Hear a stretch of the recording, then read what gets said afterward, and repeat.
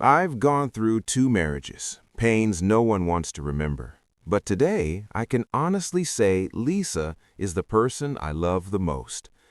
When Lionel Richie said those words at 76, his voice did not sound like a global superstar. It sounded like a man who had finally stopped running. Because the greatest love of his life was not the woman he married, not the one he fought for, not the one who cost him millions. It was the one who arrived when he had nothing left to prove. But to understand that confession, we have to go back to the beginning. Before the fame and the stadium lights, there was Brenda Harvey. They met at Tuskegee University when he was a scholarship tennis player who sang with the Commodores, and she was steady, warm, and grounded. They fell in love before the world knew his name. When the Commodores began to rise, Brenda stayed behind the scenes, managing the home, waiting through endless tours, and believing in him before millions did. They adopted Nicole, and for a while they looked unbreakable. But fame slowly changes the temperature of a relationship, and somewhere between platinum records and sold-out arenas, distance began to grow. Then came Diane.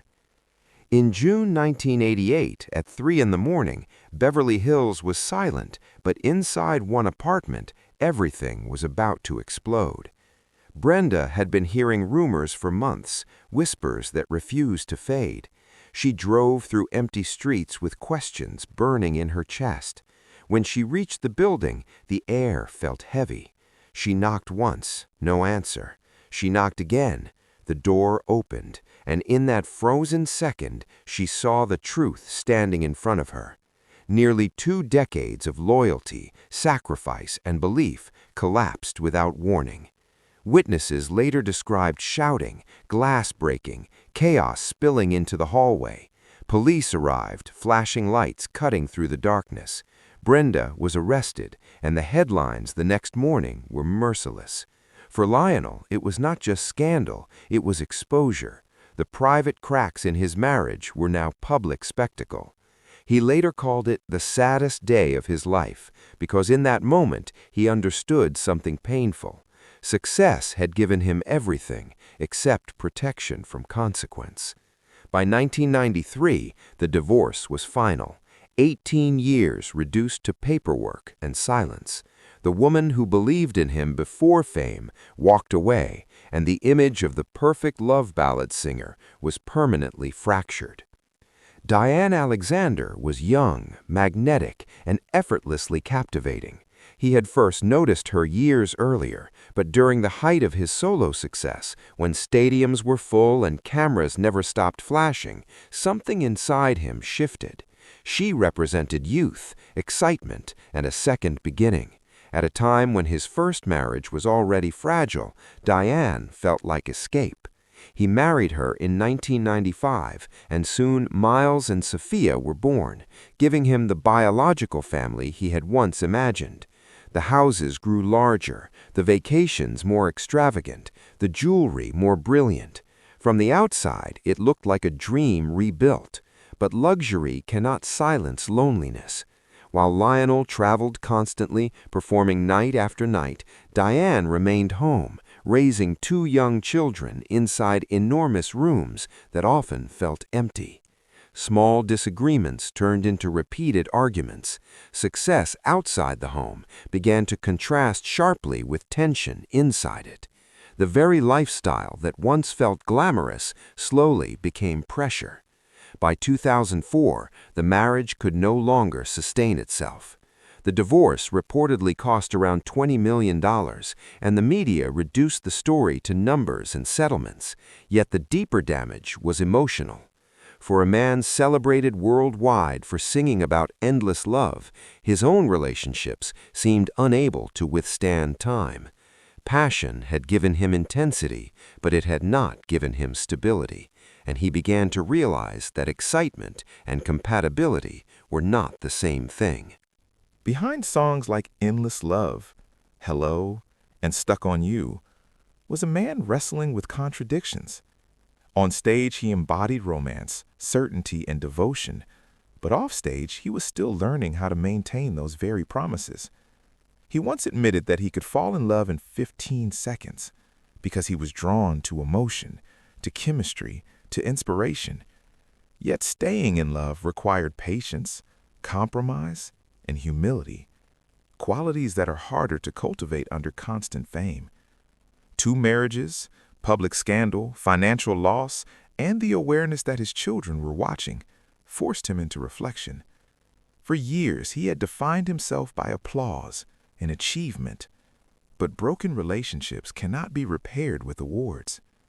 As he moved into his 60s, the noise of celebrity began to feel less important than emotional security. He started asking himself whether he had confused desire with destiny, and whether he had been searching for validation instead of peace.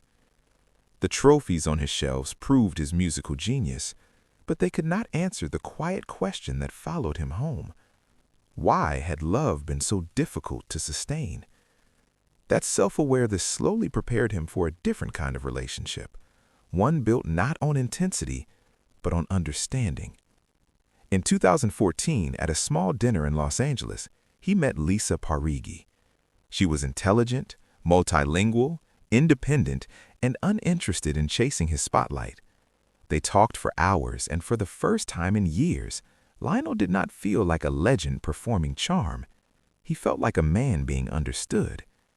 Their relationship grew quietly through long flights, private weekends, and simple conversations. After 2 painful divorces, Lionel admitted he was afraid of marriage, not of love, but of repeating history. Lisa did not pressure him.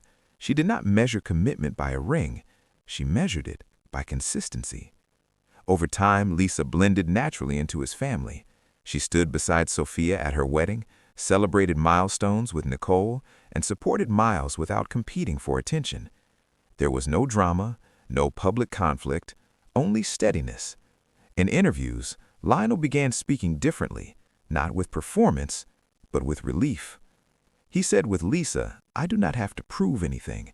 I can be silent, I can grow old, I can be imperfect, and she is still there." That sentence carried decades of exhaustion. For years, he had felt the need to be strong, charismatic, successful, even inside his own relationships. With Lisa, he no longer needed applause. He no longer needed to impress. He could wake up ordinary. He could admit fear. He could acknowledge past mistakes without being judged. After decades of passion, scandal, and emotional storms, what he discovered was simple: peace. He once chased intensity. Now he valued stability. He once equated love with fireworks. Now he defined it as safety. "If love is where the heart can rest," he said, "then Lisa is where I have rested the longest." Not the loudest love, not the most dramatic, the calmest. And sometimes the calmest love is the one that survives. Today, Lionel Richie is more than a hitmaker. He is a father who stood by Sophia through her darkest years, who watched Miles search for identity, and who walked Sophia down the aisle with visible emotion. He has lived through broken vows, public shame, private regret, and enormous success. But he never stopped believing in love. And perhaps that is the real confession. The love of his life was not the one who created headlines, but the one who arrived when the applause faded. After decades of writing love songs for the world, Lionel Richie finally found one that did not need music.